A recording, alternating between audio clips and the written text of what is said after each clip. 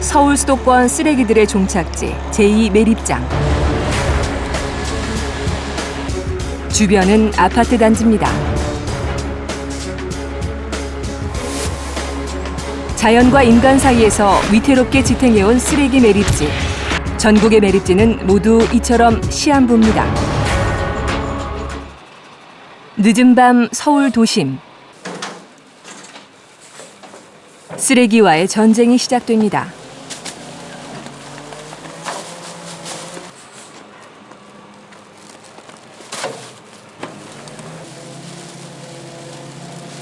골목마다 배를 잔뜩 불린 종량제 비닐봉투가 쌓여 있습니다. 용역업체 직원들이 쓰레기를 옮겨와 수거 차량 뒤편 압축기에 넣습니다.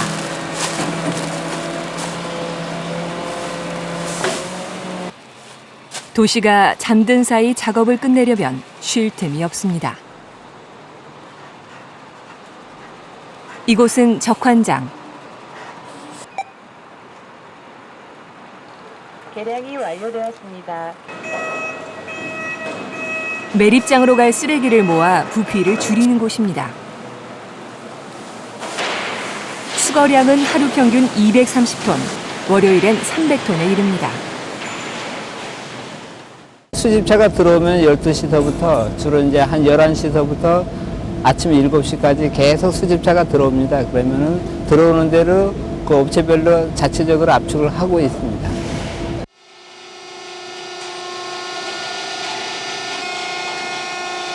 거대한 압축기를 거치면 60%가 줄어듭니다.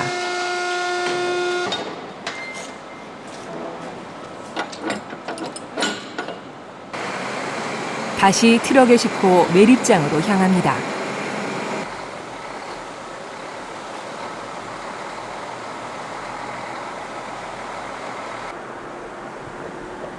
모두가 잠든 사이 새벽을 달립니다.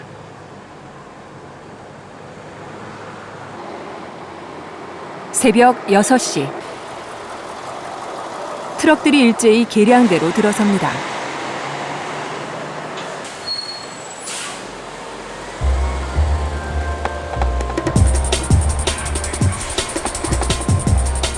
종류별로 톤당 2만 원에서 6만 원대까지 수수료를 냅니다.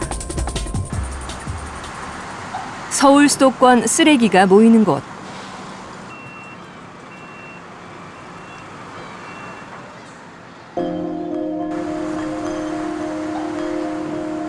아직은 재활용보다 매립이 경제적이다 보니 지자체들도 매립에 목을 맵니다.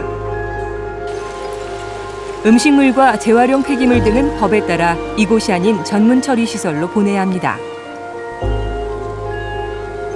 냄새 제거제와 물을 뿌리면서 한편에선 반입 금지 대상을 가려냅니다.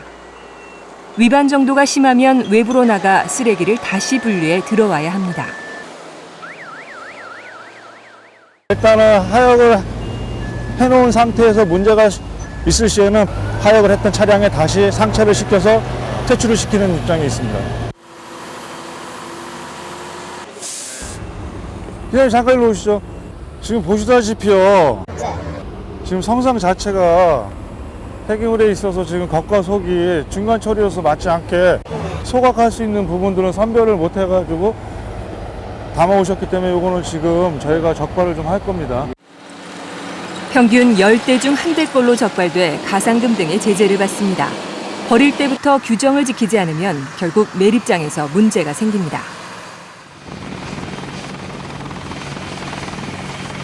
매립이 끝난 곳에 쓰레기 부패가스를 모으는 시설이 들어서 있습니다.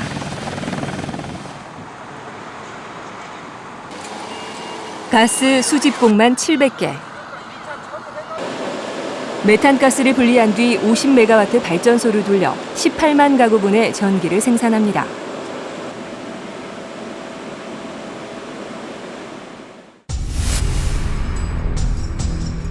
(1992년) 문을 연 수도권 매립지는 포화 상태인 난지도의 대안이었습니다.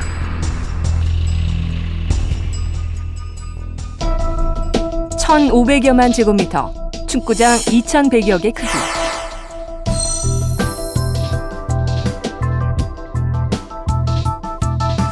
이미 매립이 끝난 1매립장엔 골프장이 들어섰습니다. 지난해 문을 연 36홀짜리 대중골프장. 올해 아시안게임이 열릴 예정입니다.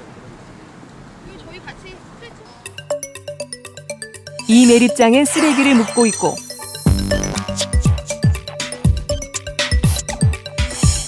삼, 사 매립장 예정지엔 친환경 에너지 단지 등이 예정돼 있습니다.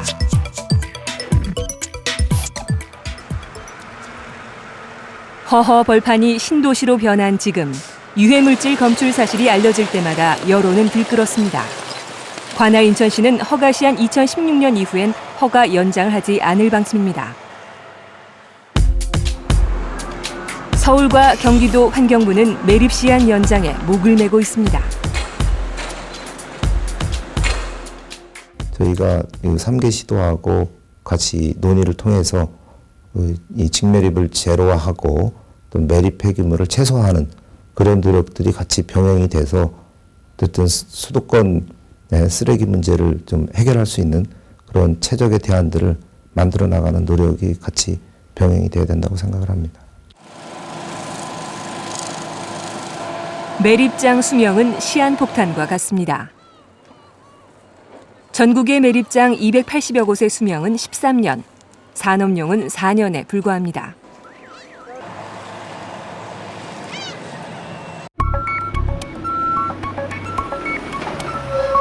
국내 쓰레기 발생량은 한 해 1억 4천만 톤. 대부분 재활용 또는 소각하지만 매립률도 9.4%에 이릅니다. 일본 3.8%, 독일 0.42% 등에 비하면 아직 갈 길이 멉니다.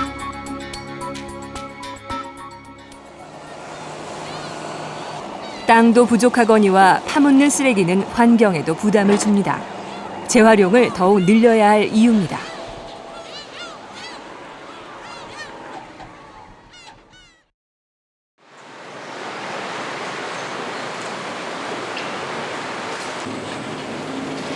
따로 수거해온 재활용 쓰레기를 소재별로 분류하는 작업장.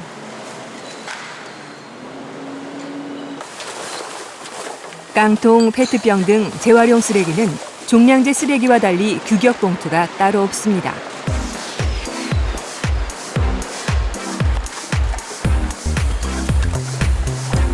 재생자원이 되려면 종류별, 소재별로 세심히 분류해야 합니다.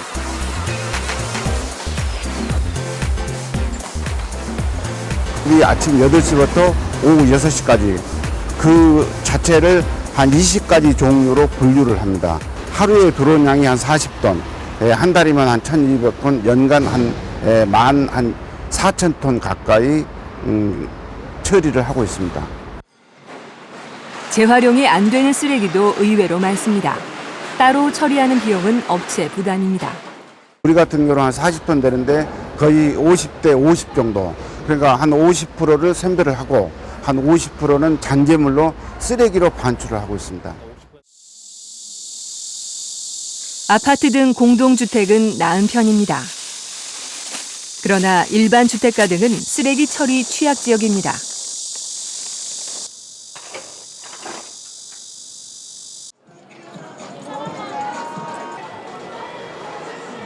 젊은이들이 많이 모이는 곳.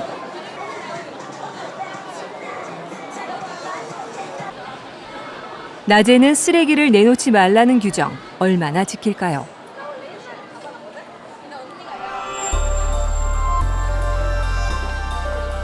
한낮에도 모퉁이마다 쓰레기가 가득합니다.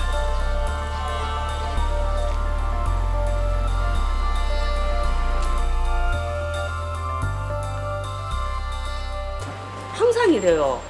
그게 그 뭐 있잖아요. 뭐 깨진 유리의 법칙인가 뭐 한 누가 들어보시면 계속 갖다 버리듯이. 그래서 내가 얘기를 양쪽 하나도 없이 싹 다 치웠어요. 무료로 버리는 폐지를 왜 종량제 유료 봉투에 담아 버렸을까요? 다 종이네, 종이. 야, 이거 다 재활용 쓰레기인데. 쓰레기 종량제가 전국적으로 실시된 첫날입니다. 미화요원들은 휴일도 잊은 채 미리 버려진 쓰레기를 치우느라 진땀을 흘렸고 진통 속에 시행된 종량제, 갈수록 큰 효과를 발휘했습니다. 1인당 쓰레기는 1994년 1.3kg에서 이듬해 1.1kg으로 줄었고 2012년엔 0.95kg까지 감소했습니다.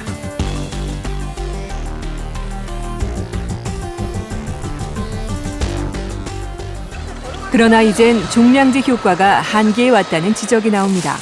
분리배출 대상 쓰레기를 종량제 봉투에 담아버리는 사례가 늘고 있습니다.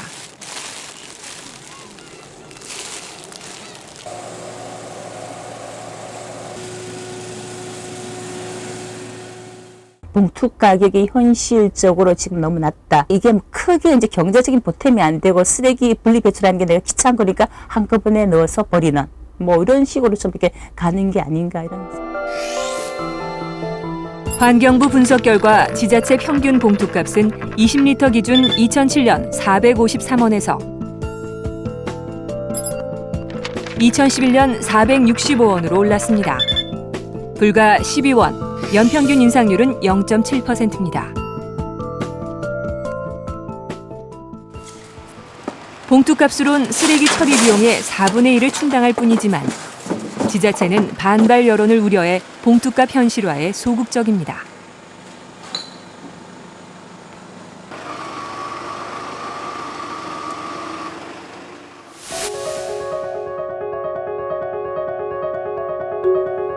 폐가전 제품의 자원재생을 독려하기 위해 2003년 도입한 생산자 책임 재활용 제도.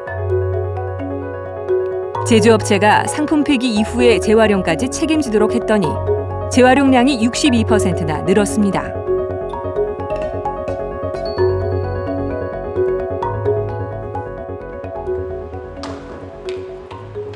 지난해 서울에서 시작된 무료 방문 수거제가 올해 전국적으로 확대됐습니다. 수거량은 일단 최대 6배로 늘었습니다.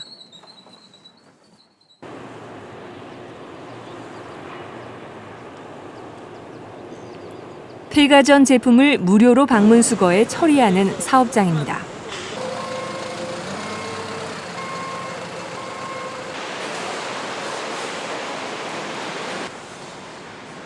수도권의 가전 쓰레기를 모아 환경 규정에 맞춰 자원을 회수하고 있습니다. 세탁기는 모터 등을 분리한 뒤 파쇄기로 보냅니다.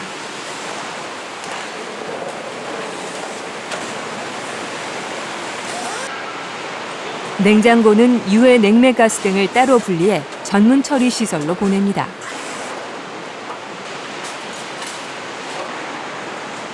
덩치 큰 부속품은 거대한 파쇄기로 들어가 잘게 쪼개진 뒤 소재별로 자동 분리됩니다.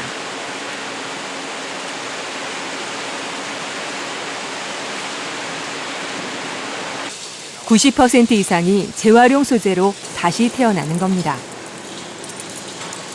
처리 능력은 연 15만 대. 문제는 물량 부족입니다. 가동률은 지금 현재 저희들이 60에서 65%를 가동하고 있습니다. 100%를 봤을 때. 물건이 그만치 지금 안 들어오고 있는 상태입니다. 항구업자라든지 수출업자라든지 뭐 이쪽으로 이렇게 많이 흘러가는 것 같습니다. 제대로 회수가 안 되고. 아직 상당수의 폐기물이 환경당국 관리에서 벗어나 사설업체에서 처리되고 있습니다. 돈 되는 소재만 떼어내 팔고 나머진 환경 규정을 무시한 채 폐기해도 규제가 쉽지 않습니다.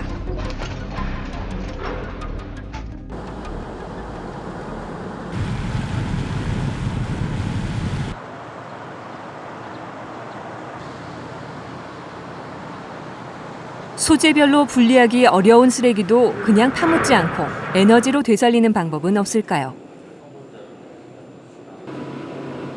불에 타는 쓰레기를 분류해낸 뒤 가공 과정을 거쳐 작은 토막으로 압축하면 일종의 땔감이 됩니다. 열량이 충분해 시제품을 외부 업체에 팔고 있습니다. 이렇게 펠렛을 안 만들고 플루프 상태로. 열량이 어느 정도 나요? 여기 한 4,800칼로리 정도 나옵니다. 연단 화력이 한 4,500칼로리 정도 되는데 저희들 한 4,800칼로리 정도 되니까요. 조만간 대량 생산이 가능해지면 파묻던 쓰레기 상당 부분을 처리할 수 있습니다.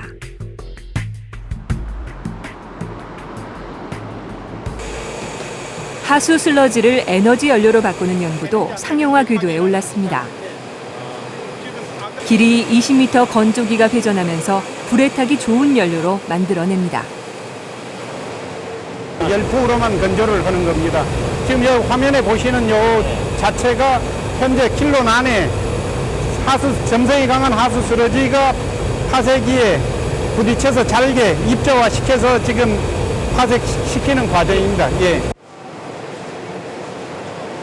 수분이 20% 이내로 줄면서 강력한 화력을 낼 수 있는 보조 연료로 바뀝니다. 사실상 최종 결과물이 예, 최종 결과물입니다, 이게. 그러니까 냄새도 뭐 그다지 많이 안 납니다, 이게. 이미 하루 1,000톤가량의 재생연료를 외부 화력발전소에 공급하고 있습니다.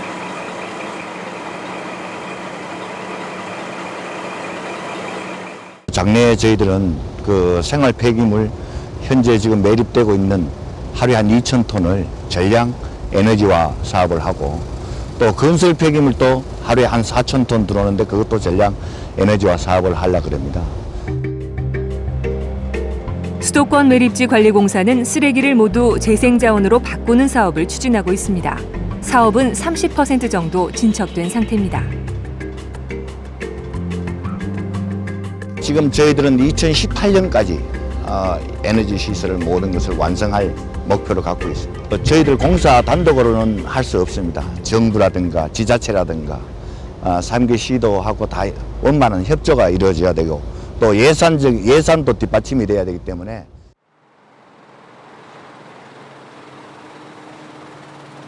아예 매립을 금지하면 어떨까요? 음식물 쓰레기 매립을 막자 사료화 등 친환경 기술 개발이 활발해졌습니다. 개발업체는 쓰레기 처리비를 받고 사료 등을 팔아 투자비를 회수합니다.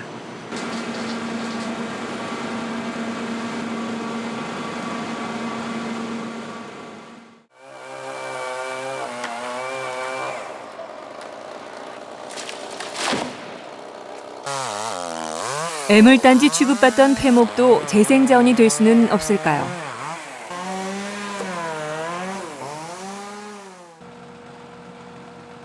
우선 바깥에서 일주일 이상 말립니다.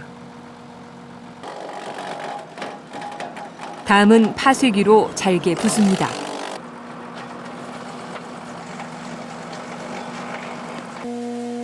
압축 성형기를 통과시키면 연필 굵기의 화목 보일러용 연료, 목재 펠릿이 됩니다.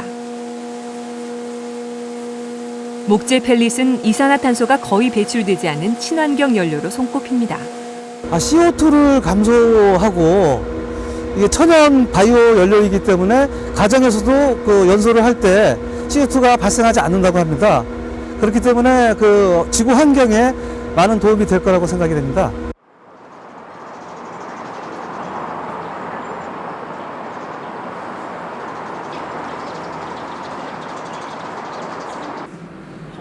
불에 태워 에너지를 얻으면 쓰레기 양이 80% 줄어듭니다. 그러나 소각장을 지을 때 지역 여론을 설득하기는 항상 어렵습니다. 이곳에선 지자체 8곳의 쓰레기를 하루 800여 톤씩 소각합니다. 쓰레기를 태울 때 나오는 열로 증기를 만들어 지역 난방과 발전에 사용합니다.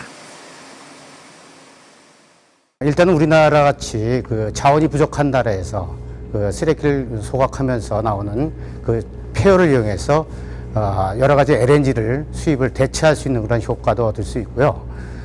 무엇보다도 쓰레기를 위생적으로 감량 처리할 수 있는 그러한 시설이 되겠습니다. 국내 소각장 대부분은 건설 운영비가 낮은 스토커, 즉 단순 소각 방식입니다. 선진국형인 친환경적 열분해 방식은 아직 기술이 부족합니다.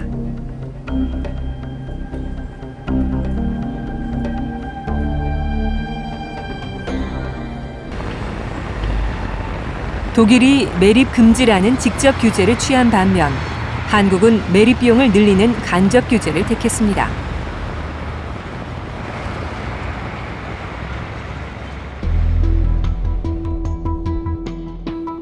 환경부가 지난해 입법 예고한 자원순환사회 전환촉진법. 핵심은 매립 부담금 제도입니다. 매립 행위 자체에 세금처럼 부담금을 매기면 어쩔 수 없이 재활용을 늘릴 것이란 취지입니다. 매립지 수명도 13년에서 35년으로 늘어납니다.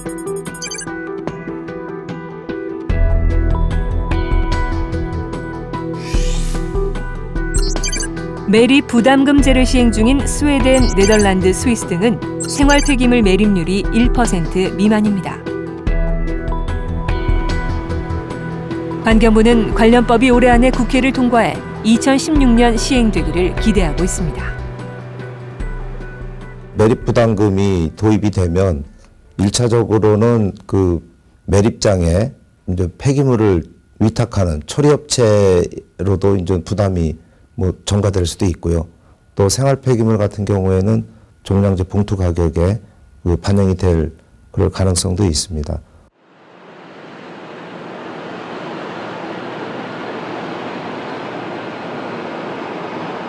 매립 부담금 도입의 계기가 된 시멘트 산업입니다.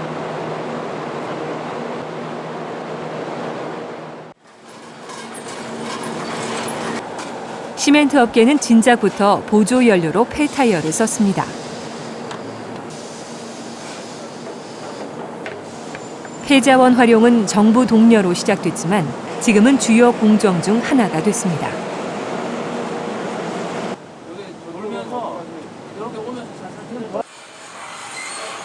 시멘트의 주원료는 석회석입니다.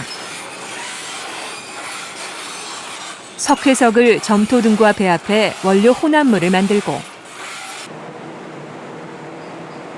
거대한 소성로에서 1400도 이상 가열하면 시멘트가 됩니다. 이때 값비싼 점토를 대체할 수 있는 것이 화력발전소에서 석탄을 태우고 남은 재입니다.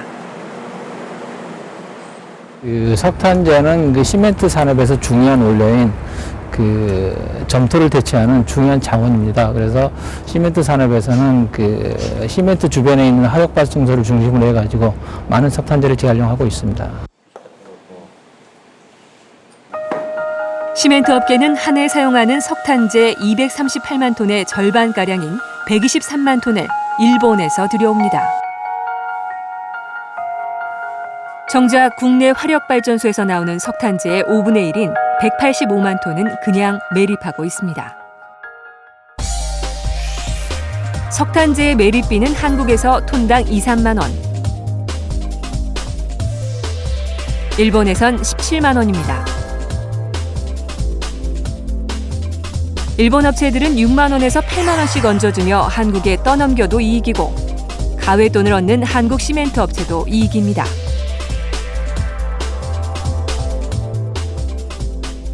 일본에서 저희가 들어올 때 국내에서 이제 도착을 해가지고 운반비용이라든가 다시 또 가공비용이라든가 그런 거를 일부를 보조를 받고 있습니다.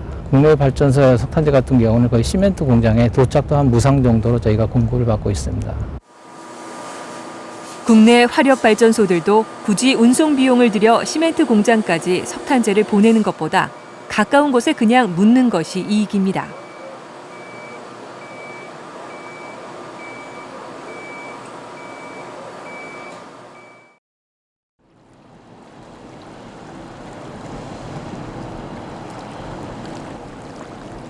정부가 도입하려는 매립 부담금 제도의 직접 영향권에 있는 화력발전소.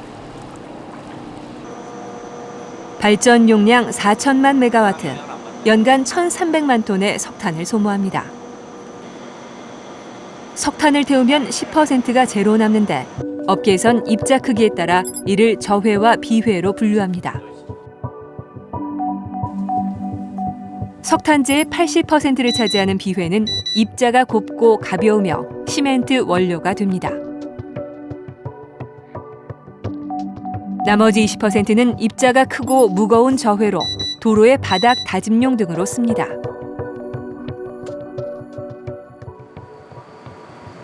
시멘트 원료로 쓰이는 비회 석탄재 대부분은 가공 유통업체에 팔고 있습니다. 나머지는 받아주는 시멘트 회사만 있다면 그냥 실어다 줍니다.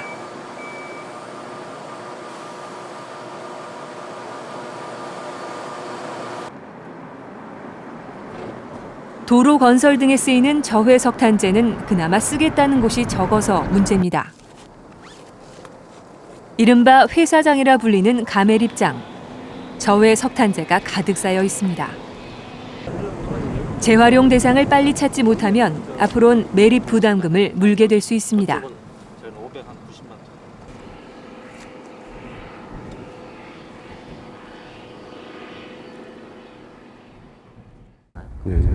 저희 회사 같은 경우는 해를 매립하는 데 있어서 그 회사장 여건이 열악합니다. 저희 그 석탄재 경우는 그 부담금 어떤 대상에서 제외가 돼서 그 석탄재를 마음대로 활용이 될 수 있도록 그렇게 법률적인 어떤 보완이 이루어졌으면 좋겠습니다.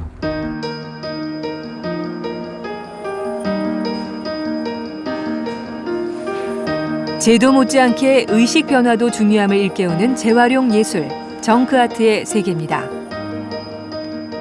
폐기물을 다듬고 붙이고 색을 입혀 예술 작품으로 만들었습니다.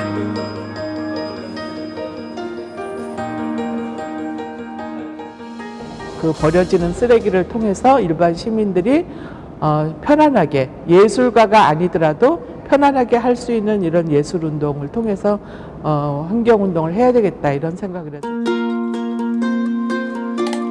재활용 예술가 서진옥 씨는 환경운동 1세대입니다.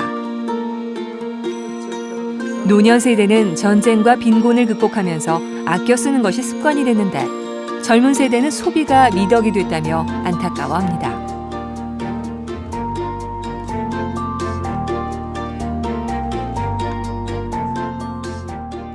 실천했다 딱 없어지고 이런 유행 같은 그런 운동으로는 환경을 보존할 수 없습니다. 그리고 자원을 순환시킬 수 없고 그러니까 우리가 살고 있는 지구를 우리 자신이 가꾸고 우리 자신이 그 잘 일궈내지 않으면 우리 인류는 이 지구상에서 살 수 없게 되는 거죠.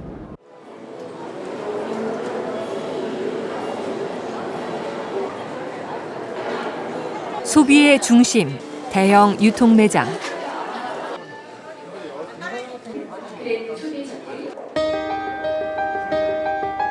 폐기물에 세련된 디자인을 입혀 고급 제품으로 만드는 작업, 이른바 업사이클 전시회가 열렸습니다. 국내 업사이클 산업은 2006년 시작돼 최근 2, 3년 새 주목받고 있습니다.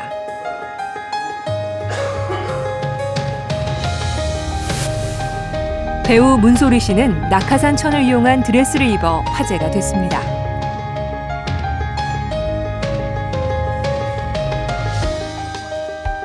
그러나 아직은 소규모 업체가 대부분으로 어렵게 시장을 키우고 있습니다. 팬시 제품을 디자인하면 작업은 외부 협력업체가 맡아 합니다.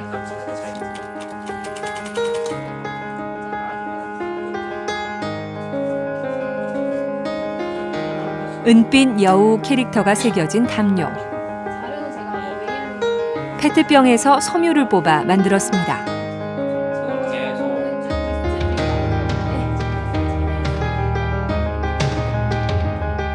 아이디어는 넘치지만 쓸모있는 폐기물을 안정적으로 확보하는 것이 숙제입니다.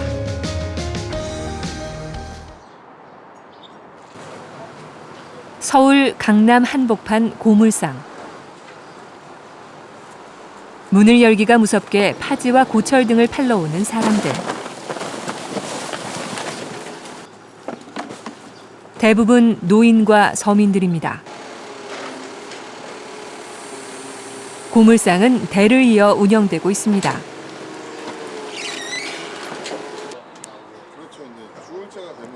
고물상 대표는 금융회사를 그만두고 가업을 이었습니다. 외로웠던 할머니, 할아버지들, 그다음에 뭐 그 소위 사회에서 이제 좀 실패가 됐었던 그런 분들이 다 오셔가지고 같이 좀 이렇게 어울릴 수 있는 그런 곳이 아닌가. 그런 면에 있어서 참 사회적인 완충적인 요소가 충분히 있겠구나 그런 생각을 많이 했었어요. 과거 고물상 업계는 자원 재생을 늘리는 데 크게 기여했지만 지금은 환경 규제 등으로 어려움을 겪고 있습니다. 돈이 되는 가전제품은 물론 여러 재료가 섞인 폐기물도 원칙적으로 취급할 수 없습니다.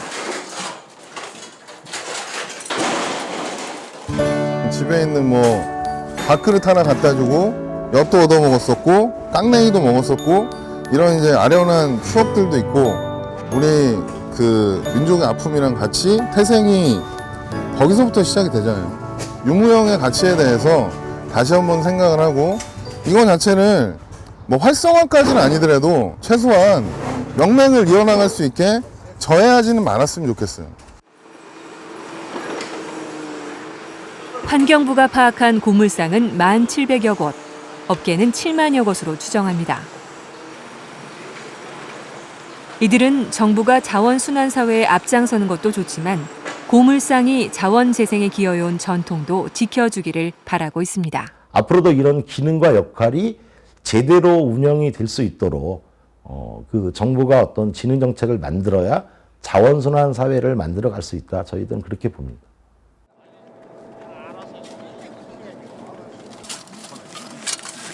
쓰레기 매립장의 방죽 비탈엔 해마다 나무를 심습니다. 매립지를 빨리 안정화시키기 위해서입니다. 나뭇잎이 무성해질 무렵이면 매립지도 문을 닫게 될지 모릅니다. 그때까지 무엇을 해야 할까요?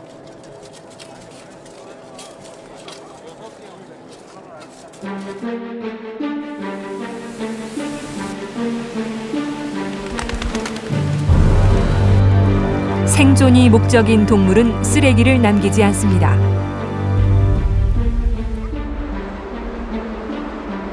개발과 소비에 목마른 인간만 끊임없이 쓰레기를 만들어냅니다. 환경과 자원 보호를 위해 쓰레기를 재활용하자는 목소리가 높습니다. 우리가 버리는 폐기물 속에 또다시 쓸 수 있는 자원이 있다는 거죠. 그러나 쓰레기 상당 부분은 아직도 그냥 땅에 묻혀 사라집니다. 정부는 매립 부담금을 매겨서라도 재활용을 독려하겠다는 입장입니다.